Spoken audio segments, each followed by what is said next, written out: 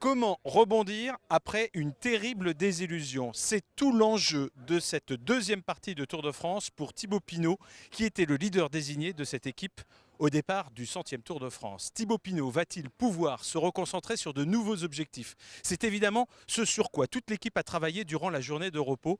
C'est également la question que nous avons posée à son entourage. C'est le thème de Regards croisés et l'on commence avec un invité inattendu qui n'a pas manqué de venir saluer l'équipe ce matin au départ de l'étape. Bonjour, vous allez bien? Très bien, merci. Bon, Enchanté. Merci de m'accueillir. donc vous faites la journée avec nous, c'est ça? Ouais. Dans la voiture? Super. Philippe, qu'est-ce que vous leur avez raconté finalement aux coureurs? Oh, ça a été assez simple, hein. Déjà, je leur ai expliqué que j'étais très fier d'être avec eux aujourd'hui, franchement, et je leur ai un peu raconté mon parcours, que tout le monde pouvait imaginer que c'était impossible de traverser la Manche à la nage, et que j'ai voulu démontrer le contraire, que tout est possible dans la vie, franchement, et que rien n'est impossible, tout est réalisable. Et je leur ai dit que sans mon équipe, j'étais rien, j'existais pas. Sans mon entraîneur, sans mon préparateur physique, sans ma compagne qui m'accompagnait à chaque fois dans mes entraînements et ainsi de suite, j'étais absolument rien. Donc l'équipe c'était primordial, il fallait qu'elle reste soudée et ainsi de suite. Et surtout leur dire que quand j'ai traversé la Manche, au milieu de la Manche j'étais malade. J'ai douté, j'ai vraiment douté et j'ai failli abandonner à ce moment-là. Et ce qui m'a fait tenir, c'est que je voulais pas me décevoir moi, qui avait travaillé pendant 2 ans sur ces entraînements, et décevoir tous ceux qui m'avaient fait confiance. Il fallait que j'aille au bout.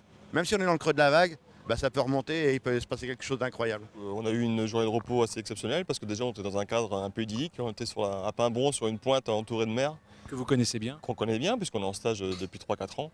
Donc voilà, on avait nos repères, c'est comme si on était à la maison, donc voilà, déjeuner, petit déjeuner au bord de la mer, en plein air, ça c'est vraiment des moments de détente et pour se ressourcer après une semaine difficile. Vous pensez que ça lui a fait le plus grand bien? Ouais, je crois. Hier il y avait des sourires, donc à partir de là ça veut dire que la journée était bénéfique.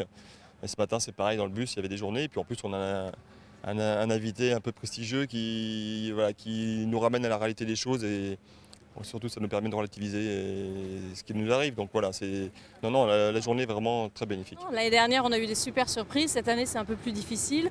On n'est qu'à la fin de la première étape, de la première semaine. Donc il y a encore plein de choses qui peuvent se passer. C'est une équipe ultra soudée. Moi, c'est ça qui m'a marqué. On est derrière eux. On est plutôt partenaire que sponsor sur ce coup. Donc il n'y a aucun problème. Le fait qu'il ne soit pas découragé, qu'il n'ait pas renoncé, c'est important pour vous.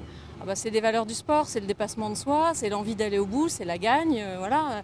Après, tout se passe dans le mental. Ils ont un super physique et c'est la cohésion de l'équipe qui fera la différence. Merci.